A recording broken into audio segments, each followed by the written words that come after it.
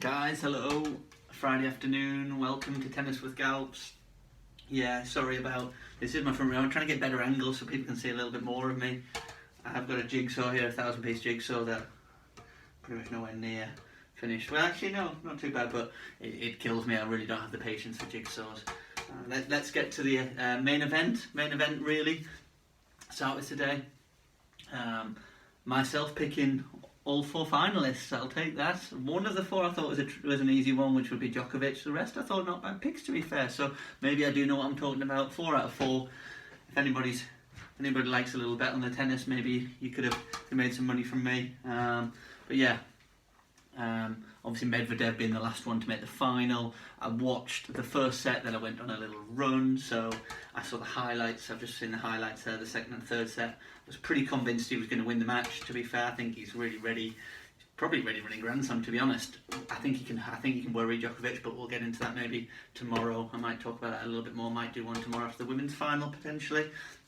Yeah, so yeah, I'm happy with that. Maybe I know what I'm talking about now and again in this crazy sport. So yeah, just on the match quickly, we'll go over the match. Well, one thing, let's start with the commentary on the match. I keep saying get Galps on commentary, but honestly it kills me, really, on Eurosport. It kills me listening to Freeman Mill. I've got to be honest, I think he's very outdated, and how much longer he can commentate, I'm sorry, massive respect, I'm sure, but I mean, I'm not sure he can go much longer. Really, really struggle listening to his views. Some of the things he said that just in the first set alone, the first 7 games, I think it was, that you could walk past a public park court and see Medvedev play and you think that's where he belongs.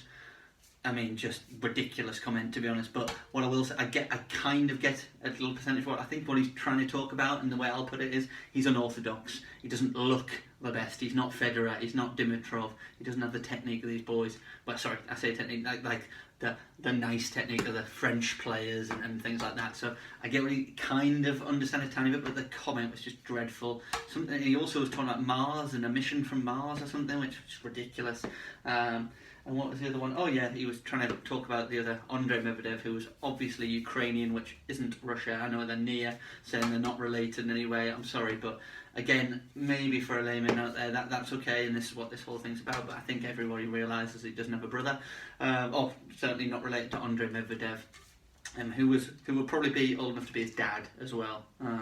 And obviously he's definitely not his dad. So anyway, just a lot of guff coming from through there. So like I say, get Galps on commentary eventually. I'd love to do some commentary. Might have to try and do some alternatives sometime. I have to try and get that set up. I'm useless with technology. But yeah, tactically on the match, personally, for me, to hurt Medvedev, and this is what I talked about the other day, for me, if I was Tsitsipas, who seems relatively competent around the net, is willing to finish around the net anyway, but it seems like he can volley. He's able to volley. For me personally, being his coach, I would be telling him serve volley. Just give Medvedev something different to look at, because as soon as it's almost like stubbornness sometimes, or maybe just competence. I think for a lot of these players is they're just reluctant to come forward. Is incredible, and he stands so far back. I would be serve volley short. Get that volley short. Get him playing up. Make him hit incredible winners. I know he hit some incredible ones, by the way. And like I say, I'm sure you would find a way, Medvedev. They're that good, these guys. But make them do something a bit different, but regularly. Not now and again. It seemed like the third set, Tsitsipas started to realise that. Started to get a bit more success after he was being completely outplayed. Medvedev was incredible. Second set, start of third, incredible. Maybe lost a lapse in concentration, served incredible as well, but Tsitsipas started to do it, starting to give it a 6. Make the guy hit the winner he hit on the backhand on the run at like 5 all in. That's a great shot, accept it, make him do it 10, 20, 30 times. I keep saying it, that's where I struggle a little bit with men's tennis these days, it's the same, and no wonder Dan Evans, he hurts the top players because he gives them something different regularly, something a bit different game style, gives them different types of shots they don't like, down low. Medvedev as well, bring him in. Don't be surprised if you see Djokovic drop shotting a hell of a lot against Medvedev. Bring him forward. He hates volleying. He's tall, doesn't want to play down there. Yes, he's got the skills sometimes to whip around the backhand and things, but make them do something different. It just kills me, because again, you got thrashed trying to do that. Medvedev was too good, by the way. Like I said, I'm not saying he would have won, but do something a bit different. Give it early in the match as well. Don't wait till the third set to do it, particularly. Again, so that would be my take on it. But Medvedev, brilliant. The guy's ready. I feel like Tsitsipas's final was Nadal. Family members will tell you. My brother's a tennis coach. We speak every day, pretty much. Certainly in lockdown. Sister-in-law, former player as well. But I said tsitsipas, and they told me as well. We agreed that Tsitsipas's final was against Nadal. That's what it felt like. I felt like he was ready to beat Nadal. She's ready to win a slam, but I think he will be a slam winner. Wimbledon, surely he's got to be a great chance for him. Maybe not this year, but possibly this year. But get him in, work on the serve volley. So like I say out there, just get your players maybe to work on a few different elements, and also like I say, Medvedev very comes around the net. Bring the guy in, give him some. It's tough on the serve return. I understand that. That's why again Evans for me will do better against the better players going forward, and that's why he has more capability of getting up high, because he can do a bit of everything. But he's a smart player, and he talks about slicing short and bringing people and making them play up. So yeah. Anyway, if you're ever playing big hitters or anything, try and get them into the net. It's never a bad tactic, but get them playing low. But yes, that would be my tactical analysis on it. Maybe a little bit of stubbornness by Tsitsipas because he had beaten Nadal, who is more of a baseliner. But for me, it's a different kind of proposition these days. Playing Medvedev, he's that good, and that's where he's getting to now. So yeah, good match. Like I say, I will. By the way, just a prediction for the ladies' final. I'll do it before it's all played, and then we'll talk about it maybe tomorrow. It's got to be Osaka. I really want Brady to win. I think Brady again. She's semis, then a final. I think this could be a one step too far personally. I think Osaka takes in her stride. I think she's so weird. She seems to be a funny character, Osaka? But she just seems to take it all in her stride and not, she's so famous now. She seems to be handling it very well, and I just think her record and everything, and just, I think she's going to have too much firepower for Brady, although Brady has a great game, and I'd love to see Brady win, but I've got to go Osaka personally. But don't be surprised seeing a Brady further and further, getting deeper into these Grand Slams more regularly. Certainly the US at the end of the year, if it's played the right time, God willing and all that. So yeah, Osaka to win. And also, just last thing, and now I promise I'll get into a volley video. Last thing on it, Salisbury and Ram, well done, beating Jamie Murray and Bruno Suarez. Salisbury and Ram, 2 consecutive finals at the Aussie Open. They won it last year, obviously. Great chance against Dodig and Polasek. I'm sure it will be televised, I just don't know what time. But yeah, great chance, obviously. I mean, doubles is a tight game anyway, but yeah, nice to see. Very hard worker, Joe. I think I played him at Canterbury years, a long time ago, so very hard worker. Anyway, just a quick one on the volleys we're going to do today. So volleying, so we're going to go over the basics so that everybody can follow the basics. I've got a ball in my hand, I've got my phone on top of a little electric fire here. But yeah, basics on the volley. So literally to start with basics, grips. So grip for volley, I mean, you're looking shaking hands grip, so coming closer. It's your neutral grip, as I would call it, or chopper grip, people call it. They have different words for it, but yeah, the neutral grip is probably is what you're looking at, really. When you're playing that, sometimes the people I work with that they struggle with is maybe they play slightly more round the grip on their forehand, say, they hit, they come in, and they're still in their forehand grip, and you can see, you're going to get a bad wrist, and down low, very difficult to get the racket head to open slightly, and up here it's a bit more frying panny, so, being able to practice, that's a good thing to practice, by the way, is striking, grip change done. I'm already there as I'm coming, so again, it's not that natural to a lot of players who haven't done it much, and adults certainly going forward. Again, strike, bang, I'm there, I'm ready. Hand here or there, either or is fine. There is no right or wrong particularly, but yeah, strong firm grip. You want to have strong wrist, obviously, when you volley. So that would be that's kind of the grips. So there are kind of 3 things you can do on a volley when you're playing. I'm talking about pace of a volley. So the 3 things you can do: you can add pace to a volley, you can take pace off a volley, and you can maintain pace on a volley. So they're the 3 main things. So if you can get into your head that there's only those 3 things you can actually do, it might make it a bit simpler as you play. So the basic would be, okay, if I'm coming in and I'm getting a ball that's a floaty ball and it's up high, I'm going to look to add pace to that volley. So anything up high, 9 times out of 10 you're going to try and add a bit of pace to the volley to get a bit of purchase on it. Sometimes maybe you might not have to if they're way off the court or something. You could take pace off now and again if you've got very good hand skills, but yeah, you might look to add pace to that volley. Taking pace off is probably the hardest one in my opinion. Anything below the height of the net in tennis, so if your net's here and you're playing below the height of the net, you obviously can't really add pace to that volley or it's very difficult to, because you'll overhit a lot because you've got to lift it above the net, and obviously what you don't want to do is plop it up in the air. So by taking pace off the volley, cushioning the ball, relaxing the wrist, which like I said is probably the hardest one going, to relax the wrist, getting down with the ball as well. Sorry, I'm not as bendy. There you go. Yeah, that's probably the hardest one. And then obviously the kind of, I don't say it's definitely, but what I find these is when somebody hits it hard, if you actually don't panic and just block in, you just use the pace of their ball and block, And that's probably the most common one, I would say, because you get to the net, someone tries and belts it, and you just block their power. So probably the more comfortable one for me, as I actually don't mind people hitting hard at the net, because you're just using their pace a lot of the time. But obviously it's being brave as well, so there's a lot more to go into that. Obviously you're not backing away from the ball and things.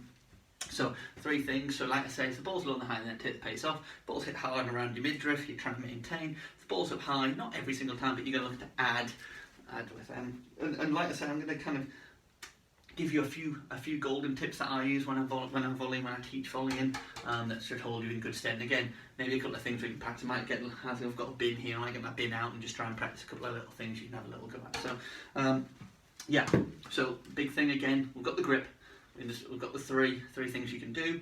Now let's go over actually playing the stroke. Okay, so one thing I always teach is making sure when I'm volleying, it's something that I do myself, I try and do myself, because I certainly don't do everything correctly, but try and do myself, is make sure that as I'm volleying, that my head and my racket head are quite tight together. What I don't want to have is a lot of space. A lot of space means I lose control of racket angles and not really knowing what's going on, and get a bit swingy at the ball. So I always try and find myself, again, backhand volley here. You can see there as I played the backhand volley, of course now and again you might need to stretch, but still as you go, try and go with your body as well. But yeah, head in tight as you volley. The best volleys I've played against, I've been lucky enough to play some good ones, Jamie being one of them, Jamie Murray, very own Durham and Cleveland boy Dan Keenan, who's doing such a good job on the control. The control was very good volleyer, Chris volleyer. In tight, they're very good in tight. You know, get in tight to the ball, stay down with the ball, eyes on it and play. So that would be one thing, head in tight. If you just focus on that when you volley, just that to start with. So every time you volley, even if it's really slow, get your head in every single time. If you feel like you're too far away, you're backing away, you're going to struggle. And that leads into being brave, obviously. Make sure if it's hit hard, you can still do that, rather than, a lot of people back away from the ball. And again, the distance between my head and my racket head gets a bit bigger. So there's one thing for definite, that simple thing. Obviously we've gone on the grips, simple thing there. Another thing, obviously, feet a little bit. Now there is no necessarily right and wrong, because certain balls you might have to play a square on position because you don't have the time. I personally like that if you can get left foot down the forehand, right foot down the backhand at times, but not every time can you do that. You go with the outside to in a lot, so you can see my movement again, out, in, so that's a good little movement practice there as well. But yeah, as you, like I say, head in tight would be a massive one for me. Well, I say we know, you may be a novice, so you might not know, but again, not looking to swing. So again, we're not looking to, if I talk about keeping racket in your eye line also. So if I look forwards, so I look straight into the camera here, you know, you might not be able to see, you can just see it slightly. I'll do it from here, there you go. If I look forwards, I can still see the racket in the corner of my eye, so I can actually see that I've got control. If I go a little bit further back, I can see the handle, that's pretty, and the throat. So I've lost control, my racket's open, that's going to fly again. So again, keeping the racket in your eye line is voice. A lot of people come in, big, too big. You can see there, straight away, unless you've got loads of time, straight away, I look forwards, I can see the handle. I mean, you can see the underside of the strings, but again, racket open, it's going to lose control. So, and last thing, just on movement, I promise, like I said, I'm trying to make this swift so that not many people have any time these days, but yeah, movement is huge on the volley as you're volleying.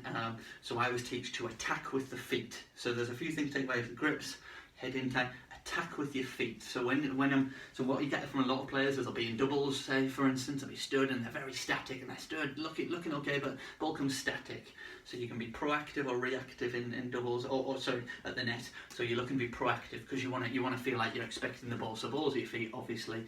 But again, if I'm coming in, what a lot of people tend to do is they'll see the ball up high, their eyes light up as I call it, bang, feet have stopped, barely moved, and I'm going to swing. So if I attack with my feet, so my feet go, I tack, tack, tack, tack, tack, and that's how I'm going to create the pace, and you will not need to swing. Again, tack, tack, tack, tack, tack. And then, you know, so it's a couple of big strides really to attack, but always trying to attack with the feet, not with the racket, if that makes sense.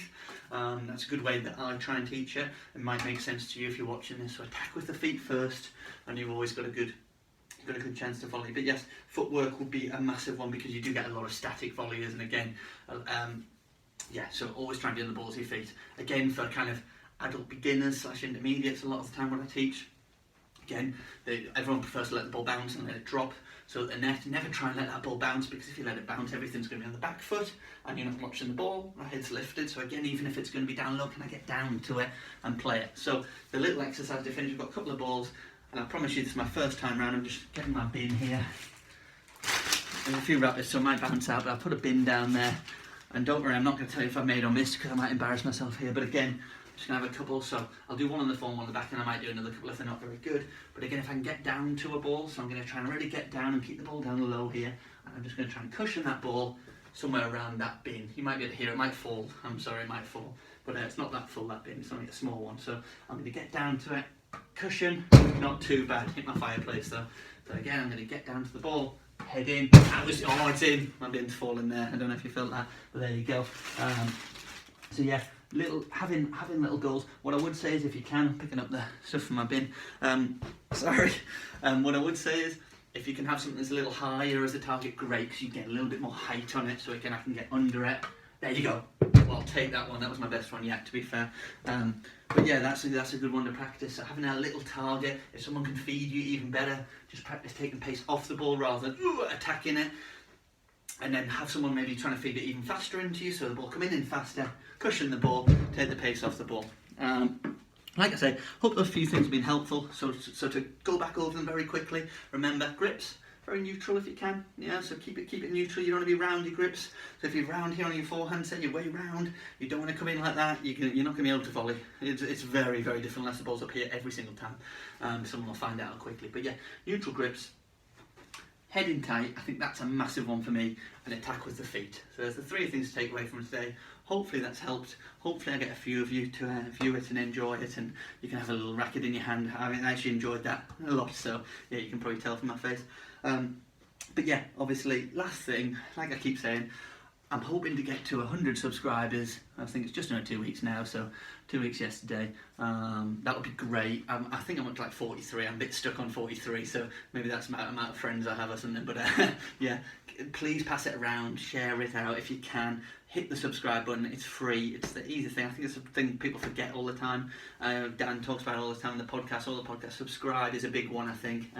Obviously, like it would be nice, and if you make comments, that's great. Good or bad, I suppose. At least I can take something out of it. But please hit the subscribe button, like I say. And if we do, I will do an interactive tennis lesson with things like this and little skills, and half an hour interactive tennis lesson with many people who want to come on Zoom. So yeah, a lot of exciting things I'm going to attempt to do in the next kind of month, 2 months, and see if I can make this a bit bigger and things. But type in Galps on YouTube. Sean Galpin's YouTube channel will come up. Anything to do with Galps, please support. It would be great if you could support me. Like I said, I really enjoy doing it, and I think I know a little, just about what I'm talking about. Obviously I'm learning all the time, and enjoying this a lot, so yeah, please, if you could do that, I'd be more than grateful. Have a lovely weekend. I think I'll do a post-match analysis tomorrow, maybe just that on Osaka.